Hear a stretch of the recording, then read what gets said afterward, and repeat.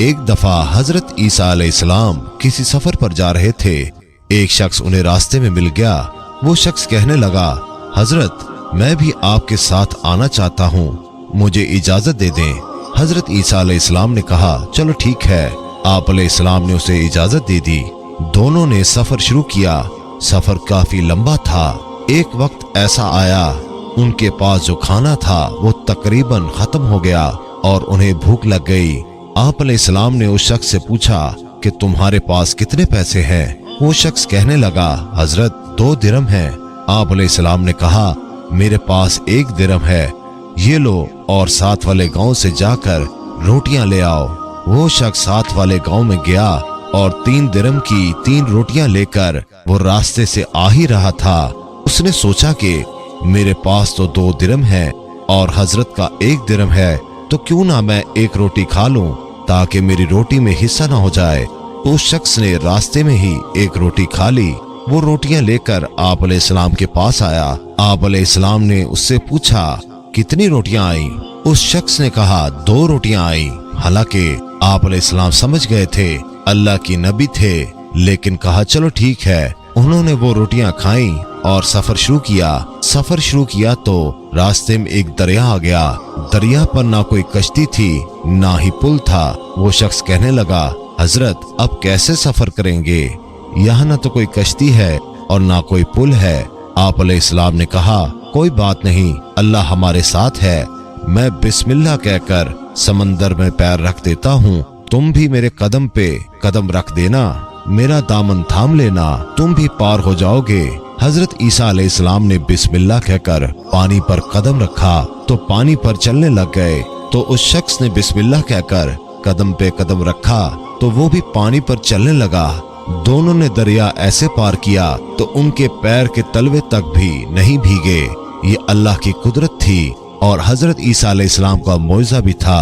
جب انہوں نے دریا پار کیا تو وہ شخص بہت خوش ہوا تو کہنے لگا، حضرت کیا بات ہے، ہم نے بغیر پل اور کشتی کے دریا پار کر لیا۔ آپ اللہ کے بڑے نبی ہیں، یہ آپ کا معجزہ ہے۔ آپ علیہ السلام نے کہا، تم کو اچھا لگا؟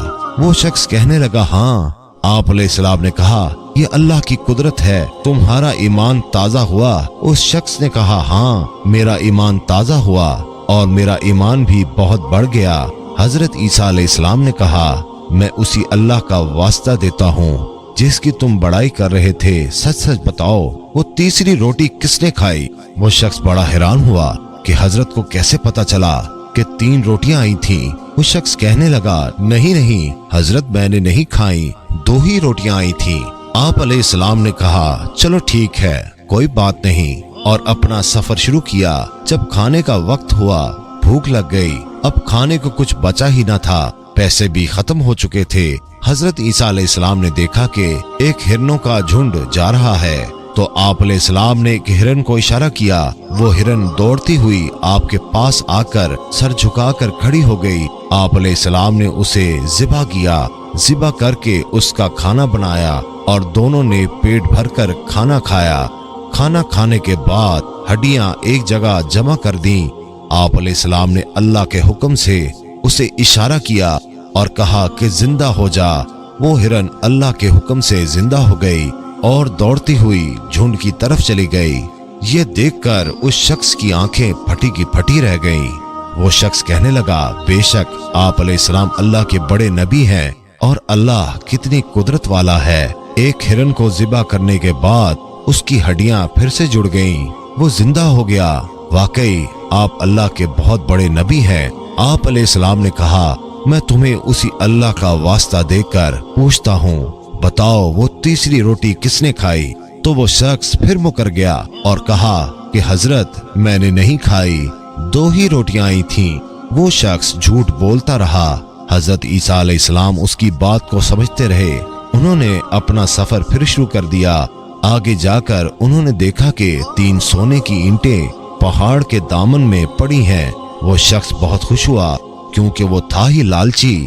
وہ کہنے لگا، حضرت 3 سونے کی اینٹیں، ہماری تو قسمت ہی کھل گئی، ہمارے تو مقدر سنور گئے۔ اور کہنے لگا کہ اس کی تقسیم کیسے ہوگی؟ ایک تو میں لے لوں گا، ایک آپ کی ہوگی، یہ تیسری کس کی ہوگی؟ तो हजरत ईसा अलैहिस्सलाम ने कहा, ये तीसरी सोने की ईंट उसकी है जिसने वो तीसरी रोटी खाई थी। अब वो लालची शख्स शर्मिंदा हो गया और शर्मिंदा होकर गर्दन नीचे करके कहने लगा, हजरत मुझे माफ करना, वो तीसरी रोटी मैंने खाई थी। आप अलैहिस्सलाम समझ गए कितना लालची है। वो शख्स अल्लाह की कुदरत देखता रहा मगर झूठ बोलता रहा। हजरत ईसा अलैहिस्सलाम उसके उस रवैये से बहुत नाराज हुए और उसे वहीं छोड़कर वहां से चले गए। उस शख्स ने भी आप अलैहिस्सलाम को छोड़ दिया क्योंकि उसे 3 सोने की ईंटें जो मिल गई थीं। वो शख्स ये सोच ही रहा था कि इनको घर कैसे ले जाना है, कैसे बेचना है, ये खरीदना है, वो खरीदना है।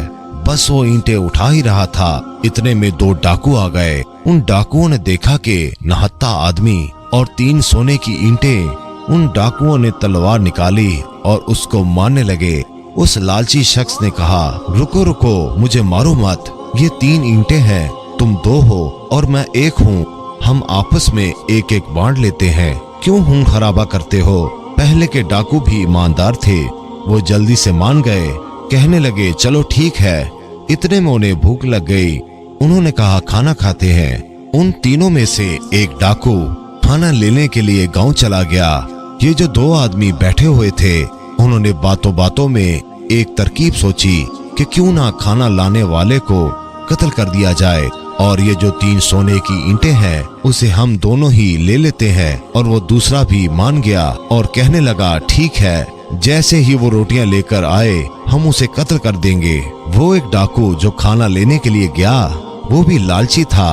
वो सोचने लगा कि क्यों ना खाने में जहर मिला दूं, ये खाना खाकर वो मर जाएंगे और 3 ईंटें मेरी हो जाएंगी। और खाने में जहर मिलाकर आ गया।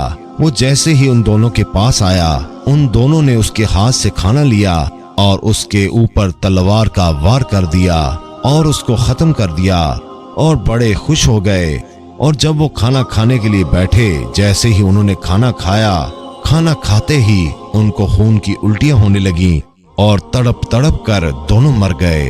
हजरत ईसा अलैहिस्सलाम का वहां से गुजर हुआ तो देखा कि सोने की ईंटें पड़ी हुई हैं और 3 लाशें उसके पास पड़ी हुई हैं। हजरत ईसा अलैहिस्सलाम ने अफसोस के साथ कहा कि दुनिया अपने चाहने वालों के साथ ऐसा ही करती है, उनको धोखा देती है और यहाँ भी वही हाल हुआ। अल्लाह ताला हमें रिज़्क़ हलाल कमाने की और रिज़्क़ हलाल खाने की तौफीक अता फरमाए। आमीन सुम आमीन।